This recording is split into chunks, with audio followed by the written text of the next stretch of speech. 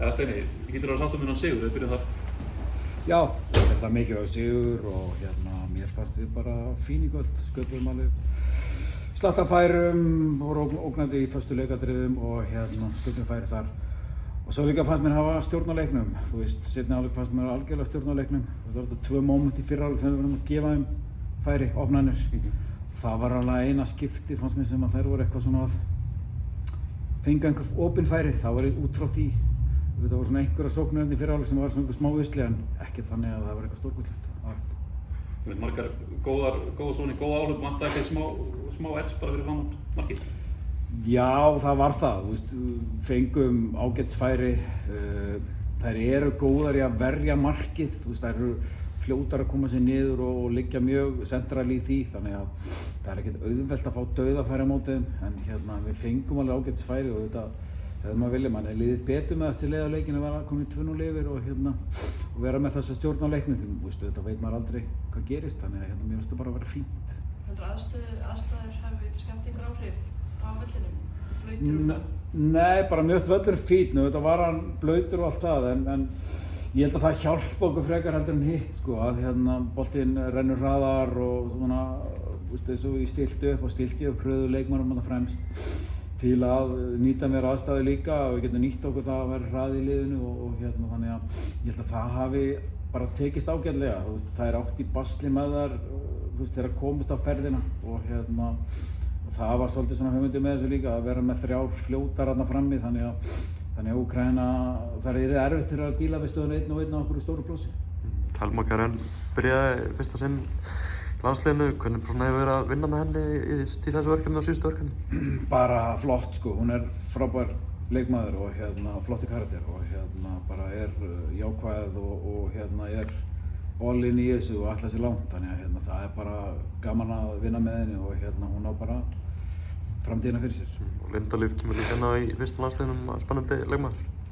Já, þetta setur maður inn center, maður vonast það til að þú takir það með þér úti og þú sért heit og allt það og þú sért með markanefið í gangi en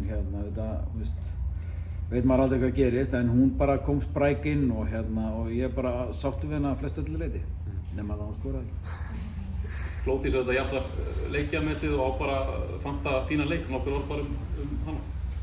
Auðvitað skiptir hún okkur gríðarlega miklu máli. Hún er náttúrulega leiðtoginn á vellinum, leiðtogi fyrir utan völl og hennar vegferð í þessu landsliði í, ég veit ekki, 13 ára eða 14 ára eða eitthvað. Hún er bara búin að vera frábært að fylgjast með henni og líka frábært að vera með henni í sínu liði og ég held að hún sé bara góð fyrirmynd fyrir alla leikmenn, góð fyrirmynd fyrir leikmenn til dæmis sem kom inn í landsliðið og þú veist, þannig að það er bara gott og hún á bara allt gott skilið. Það hlýtur að svolítið svona sjálfstraust búst líka fyrir leikinn á móti Englendingum, hvernig sér það? Jú, allir sigrar næra mann og hjálpa leikmennum svona að líða betur í næsta verkefni og þú sért ekki með einhverja drauga á bakinu og það er algjörlega skipti máli og þú veist, þetta er bara næsta skref núna er bara England og næsti leikur. Það er einu sem skiptir okkur máli í dag. Það er bara að við erum að njóta sigursins í kvöld og njóta þess að hafa tekið þessi 3 stig og síðan bara þegar við vöknum í fyrramálið og þá erum við bara að fara að byrja undirbúkur undir England, klára svona aðeins að loka þessu leik í fyrramálið með fundi og síðan bara förum við og byrjum undirbúkur undir England og það er algjörlega skipti máli, þetta skipta allir þessi sigra máli og ég hjálpar ykkur vonandi sjáum við svona bara íslensk lið sem hefur hugrekkinn á vellinum á laugardaginn. Fyrstu svona svinduðir uppleggi þá eða? Hjá okkur? Já. Nei, viljum alltaf vera með boltan en ég gerir mér alveg grein fyrir því að England kemur til með að vera með beina boltan heldur en við. En þá snýst þetta líka það bara að við þurfum að finna leiðir til að refsa, þegar við fáum tækifæri og þurfum að refsa og svo þurfum við að vera aðeins aggressívari varnarlega heldur við vorum síðast og aðeins svona hraðar í færslunum okkar og ef við verðum það þá verður þetta hörkuleikur. Ekkert brjálæðislega góð mæting á leikinu, þetta er rosalega mikilvæg leikur í þessu undankeppni.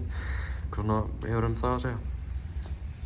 Þeir áhorfendur sem mættu voru frábærir og stóðu sig vel og skiptu okkur máli og auðvitað skal vera hreinskilinn, mér finnst það svona vonbrigði gagnvart því að liðið er búið að vera bara meðal þeirra 12 bestur í síðustu 5 ár, 6 ár eða hvað það er og mér er svona aldrei við náum aldrei einhverju fjölda á völlinn og en vonandi, þú veist, England að koma hérna á laugardaginn og þú veist, ég finnst það bara skrítið ef fólk mætir ekki og horfir á kannski nokkra af bestu leikmönnum í heimi og Ballon d'Or og allt þetta sem er í gangi að það væri skrítið að myndi ekki mæta fleiri heldur en voru hér í dag. Það voru, síðasta landsleikjaglugga voru 40.000 manns cirka þarna í Nottingham og 29.000 meina ég að horfa á þann leik og uppseglt mikil stemning. Getum við eitthvað tekið frá því og lært af því? Já, þú veist, Nottingham er örlítið stærra heldur en Ísland og aðeins örlítið fleiri sem búið í Nottingham en Íslandi en samt sem að koma 30.000 og þetta getur komið einhver öðrum bæjum í kring eða borgum. En auðvitað, þú veist, svo voru að spila Wembley í kvöld og ég held að vera 85-90.000 manns á vellinu þar.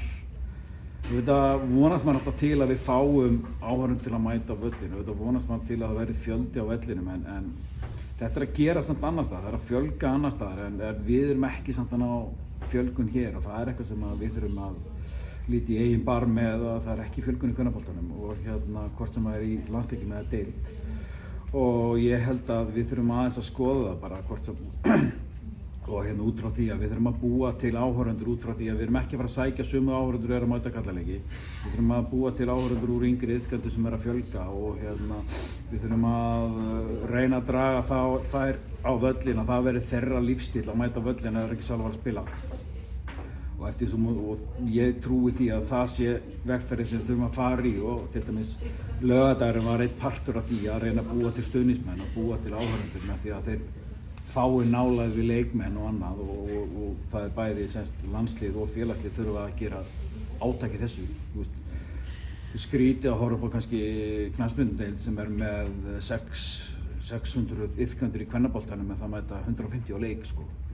Það er skrítið og þannig að mér finnst bara félög og knattspyrnusambandi við eigum að geta við þurfum einhvern veginn að ná þessu fólki á völlin og það er eitthvað sem við þurfum aðeins að setjast niður yfir og skoða betur. Takk.